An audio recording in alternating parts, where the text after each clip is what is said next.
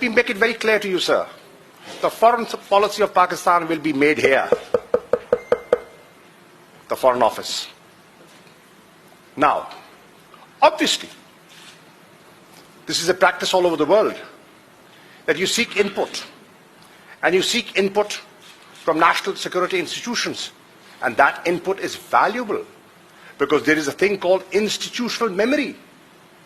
And we have to take advantage of that institutional memory. And we should not be shy of that. And I will not be shy of that. I will engage with them. I will engage with them for the betterment of my country. Pakistan first is my policy, as I said. When policies are formulated in the US,